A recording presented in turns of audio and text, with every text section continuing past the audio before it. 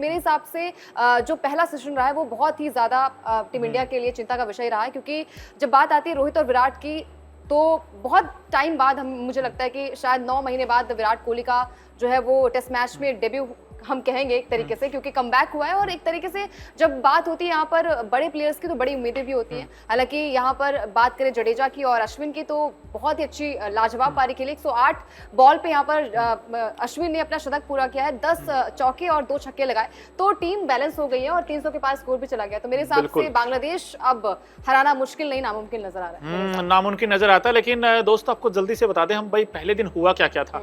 भाई बांग्लादेश ने पहले टॉस जीता, उसके बाद फील्डिंग करने का फैसला किया और अच्छा डिसीजन था उनका। इनफैक्ट अगर रोहित ने भी कहा कि भाई हम भी अगर टॉस जीते तो हम भी फील्डिंग ही करते, और उन्होंने भाई जो पहला घंटा था कि जहां पे गेंद थोड़ा मॉइस्चर था विकेट के ऊपर और उन्होंने पूरा फायदा उठाया। 34 for 3, 34 पर 3 हो गए थे। भाई विराट को समझ ही नहीं आया था हो क्या रहा है, रोहित को समझ ही नहीं आया था विदाउट एनी फुटवर्क और डिफेंस करते हुए आउट हुए रोहित भी। ये सोचिए हसन महमूद ने जिस तरीके का जाल बिछाया था उसमें एक के बाद एक बल्लेबाज फंसते चले गए, और क्या रोहित, क्या विराट, क्या गिल, क्या पंत, चारों को उन्होंने पवेलियन का रास्ता दिखाया। लेकिन उसके बाद यशस्वी जायसवाल, अब जायसवाल का कमाल था। जायसवाल ने शानदार बैटिंग करके दिखाई और जायसवाल ने बताया कि बॉस इस विकेट के ऊपर रन बन सकते हैं अगर आपके पास सॉलिड इंटेंट हो। उन्होंने 56 बनाए, 118 गेंदों का सामना किया, 9 चौके लगाए और उसके बाद वो आउट हुए और हमें लगा था कि यार फिर दिक्कत में आ गई इंडियन टीम।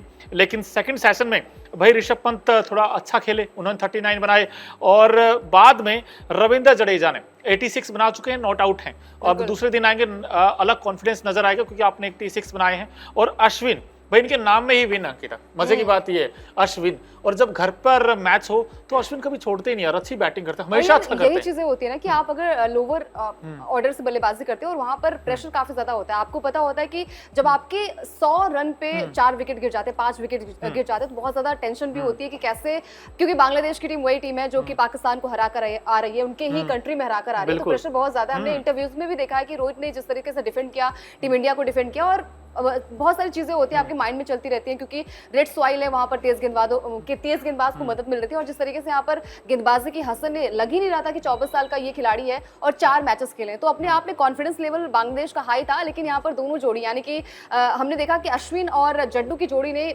सचिन और जहीर खान का भी रिकॉर्ड तोड़ दिया है।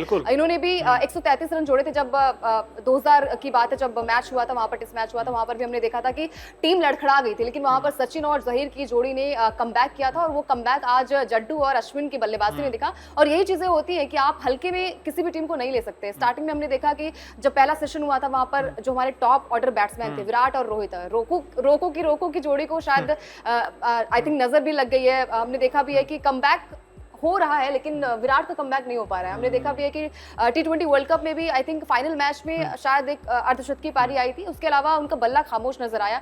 अब टेस्ट मैच में भी हमने देखा कि 9 महीने बाद विराट का कमबैक हुआ, लगा कि शायद विराट के नाम में भी ठाठ है विराट के, तो शायद बल्लेबाजी अच्छी करेंगे। लेकिन कोई बात नहीं, फर्स्ट डे खत्म हुआ और 300 के पार स्कोर किया। मेरे हिसाब से बांग्लादेश की टीम थोड़ी सी प्रेशर में भी है क्योंकि अभी भी अश्विन और जड्डू जो है वो मैदान पर टिके हुए हैं। बिल्कुल, लेकिन भाई अश्विन हमेशा संकट मोचक बनते हैं। आपको याद होगा 2021 में भी उन्होंने 100 बनाया था, ये छठा 100 है उनका। और जब जब जरूरत पड़ती है टीम इंडिया को एक बैटिंग की नीचे से, तो अश्विन आके खड़े हो जाते हैं। आज भी नंबर 8 पर बैटिंग करने आए और कहीं ना कहीं लगा होगा कि यार एक समय ऐसा आया था, कहीं ना कहीं रोहित भी सोच रहे होंगे कि यार हमने अक्षर पटेल को नई टीम में लिया, हमने इनफैक्ट कुलदीप यादव को टीम में नहीं लिया, दोनों ही बाहर, इनफैक्ट सरफराज खान इस टीम में नहीं थे। और लेकिन अश्विन ने ऐसा काम करके दिखा दिया भाई, जैसे उन्होंने बैटिंग की है ऐसी बैटिंग, मतलब बिल्कुल क्लीन हिटिंग उन्होंने लगाई, कहीं मौका ही नहीं दिया बांग्लादेश के बल्लेबाजों को। होती है ना कि आप एज अ बॉलर हैं और आप बल्लेबाजी कर लेंगे तो सोने पर सुहागा हो जाएगा। तो अश्विन ने भी यहाँ पर संकट मोचक, जैसे आपने कहा कि सही कहा, बिल्कुल सही कहा कि संकट मोचक के तौर पर वो आए और टीम इंडिया को वो मुकाम तक पहुंचाया। 300 के पास स्कोर लग नहीं रहा था कि शायद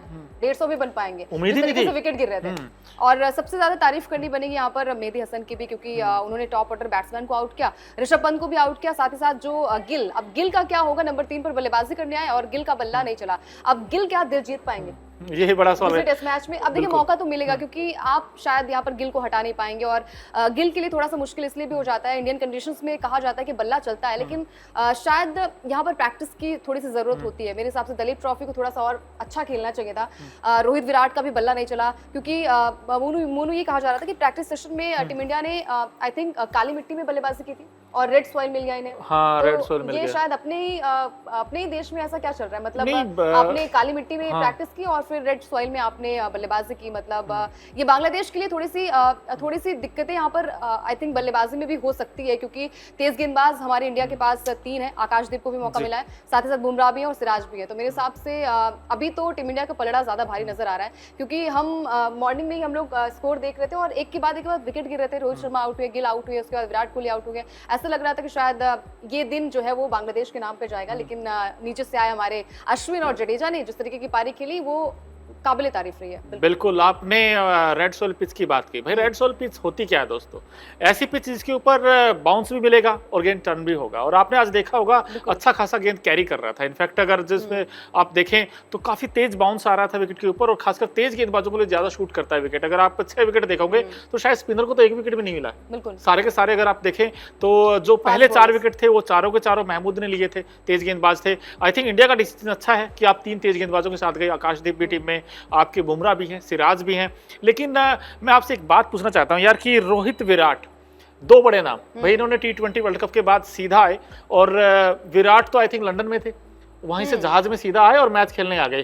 भाई सवाल तो होगा। इनफैक्ट दोस्तों आप भी बताइए, आपको क्या लगता है, क्या मैच प्रैक्टिस के बिना आए जिस तरीके से, क्या उनको दलीप ट्रॉफी खेलनी नहीं चाहिए थी? क्योंकि वो फिर से वही टेक्निकल फ्लॉज आ गए जो अभी हमने इंडिया श्रीलंका सीरीज में देखा था। 5 दिन में 3 वनडे खेले थे, और तीनों वनडों में भाई ना रोहित चले थे, ना शुभमन गिल चले थे, और यहाँ पर भी वैसा ही हाल है, ना गिल चले हैं, ना विराट चले हैं। आखिरी कब तक? ये सिर्फ एक पारी है, ये वेकअप कॉल है, या फिर ये पूरी सीरीज में स्ट्रगल करते रहेंगे अंकिता? अब देखिए, अगर रोहित शर्मा की बात करें मोनू, तो रोहित शर्मा का रिकॉर्ड्स जो है वो बांग्लादेश के खिलाफ बहुत ही खराब रहा है, बहुत खराब। अब देखिए चौथा उनका ये इनिंग था, चौथा इनिंग जहां पर सिर्फ 6 रन बनाकर आउट हुए। इससे पहले बात करें तो 3 टेस्ट मैच की 3 पारियों में 33 रन आए, यानी कि शतक आप छोड़ दीजिए, 58 बॉल का सामना किया और वो बदला भी नहीं ले पाए। तो उम्मीद ये थी कि शायद बहुत सारे रिकॉर्ड्स तोड़ेंगे, क्योंकि ये भी कहा जा रहा था कि टेस्ट मैच में रोहित शर्मा के जो है वो सहवाग का रिकॉर्ड तोड़ देंगे, यानी कि सिक्सेस के मामले में 90 सिक्सेस जो है वो सहवाग के हैं, और आई थिंक 84 सिक्सेस जो है वो रोहित शर्मा के नाम है। तो रिकॉर्ड्स तो छोड़िए, यहाँ पर बल्ला ही नहीं चला रोहित शर्मा का, मतलब समझ ही नहीं पाया। एक चौका आया, लगा कि शायद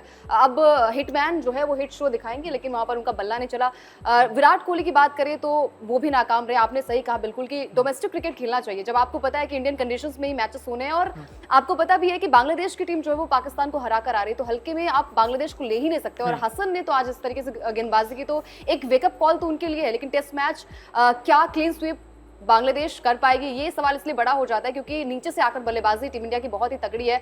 जड्डू ने अपना एक अलग इंटेंट दिखाया, और अश्विन ने जिस तरीके से बल्लेबाजी की, मतलब स्ट्राइक रेट देखिए आप, ऐसा लग रहा है T20 मैच खेल रहे हैं, मतलब 92 से ज्यादा का स्ट्राइक रेट रहा है, और गजब की बल्लेबाजी हुई है। अब सरफराज खान को मौका नहीं मिला प्लेइंग 11 में। लोग कह रहे हैं कि मोनू के केएल राहुल को मौका देना चाहिए, और केएल राहुल को मौका मिला भी। अब सरफराज के लिए आवाज उठ रही है कि क्या सेकंड टेस्ट मैच में ड्रॉप किए जाएंगे केएल राहुल?